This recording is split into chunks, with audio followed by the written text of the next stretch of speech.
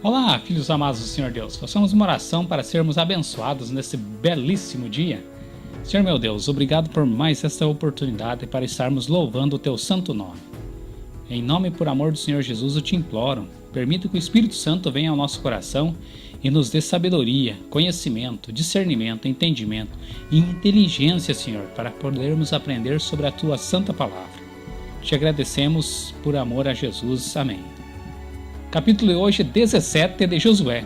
Veremos a respeito de novas sortes, dessa vez para o primogênito de José, a tribo de Manassés. Versículo 1. Também caiu sorte à tribo de Manassés, porquanto era o primogênito de Josué. Versículo 1. Também caiu a sorte à tribo de Manassés, porquanto era o primogênito de José. A saber, Maquir, o primogênito de Manassés, pai de Gileade, porquanto era homem de guerra, teve a Gileade e Bassã. Versículo 3 é bastante interessante para nós, vejamos.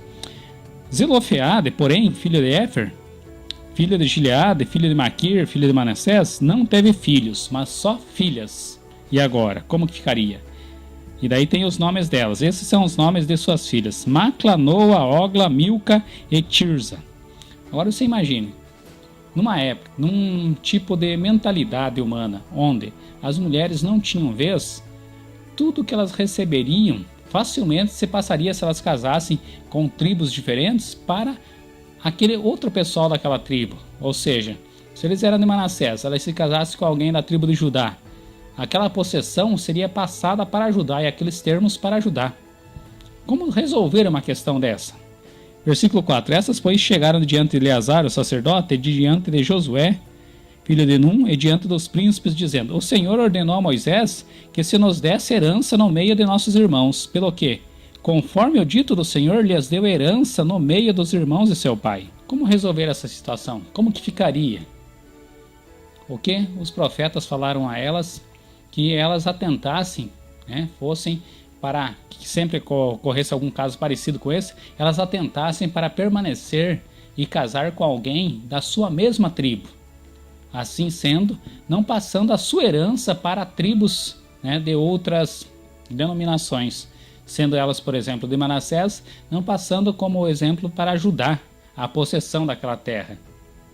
Seria a melhor opção, a melhor maneira para manterem dentro das suas próprias tribos. Versículo 10. Vejamos como que ficou dividida algumas terras. Efraim ao sul e Manassés ao norte. E o mar é o seu termo. Pelo norte tocam em Asser e pelo oriente em Issacar. Olha só, já tinha até como que eles ficariam após essas novas divisões de terras. Versículo 11.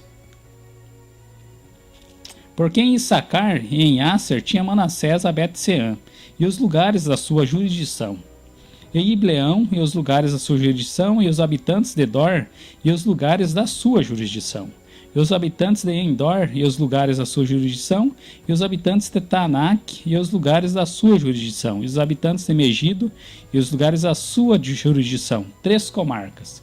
Ou seja, já desde aquela época já existiam esses termos, essa jurisdição, aonde seria até determinado local de quem, com alguns pontos-chave, algum rio, o mar, alguma montanha, para fazer essa divisão.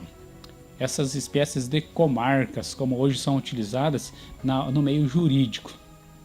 Meus amigos, espero ter conseguido ajudar vocês a entender um pouquinho mais, principalmente a respeito de quando uma família tivesse apenas filhas, para não ser perdida toda a sua herança para os seus descendentes.